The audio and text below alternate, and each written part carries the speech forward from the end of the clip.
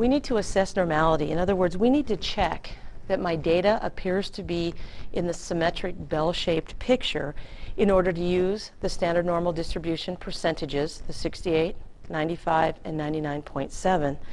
We can't just assume that it's normal. So how do we do that? The first is we can look at a picture. What picture would we look at? It would be a histogram. So when we look at for this histogram, we're looking for symmetry.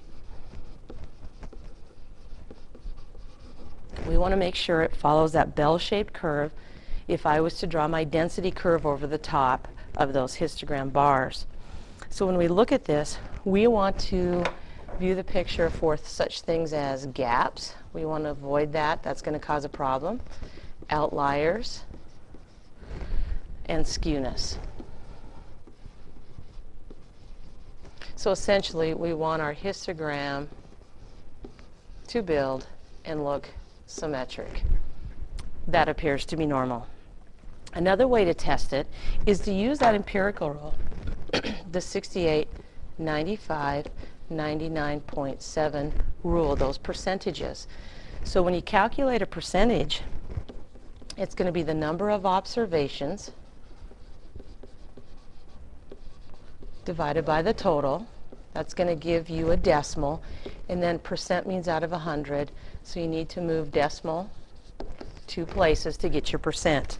So where are we calculating the percent from? Well, this notation means to include x bar, and we're going to subtract 1 standard deviation from its value, and we're going to take x bar and we're going to add 1 standard deviation to its value. So what we're trying to do here is, here's x bar. Remember, we're using x bar because we have a sample and we're testing normality on our sample because we don't know exactly what the population is. So if I take x bar and I go down 1 standard deviation, and it's s because again it's from a sample, and I go up 1 standard deviation according to my empirical rule, which is shown above, 68% of my data needs to fall in there. 68% of my observations. So when I find this percent, it should be 68%. How do I find it? I go through my data list, calculate the values, the number of values that fall there. For example, let's suppose x bar is equal to 5 and my standard deviation is equal to 2. Here's 5 plus 2 would be 7, minus 2 would be 3. I would go through my data list and include all numbers between 3 and 7. How many of those do I have out of how many total? And calculate the percent. The next interval that I would use is x bar minus 2 standard deviations and x bar plus 2 standard deviations. So in this situation, I'm spanning out 2 additional in both directions. I'm counting, and when I find my percent, I should have 95% of my values in that region, so I'm just following the empirical percentages.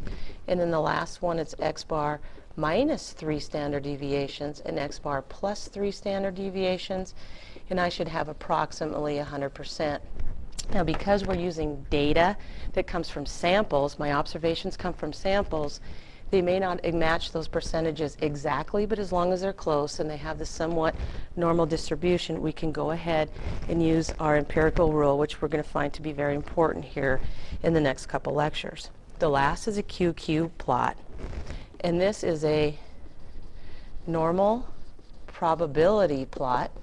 It comes off of the TI-83 or any TI series, and what it does is it creates a scatter plot, and it plots the observations against the ideal.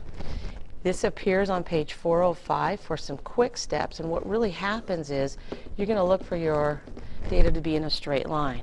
If it's in a straight line, it's going to be a normal distribution. The straighter the line, the more approximately normal it will be. It's not plotting the data this way. That's not what it's about. It's plotting the observations against the ideal, what they should be, where should they fall in my normal distribution plot. Again, the directions for that are on page 405.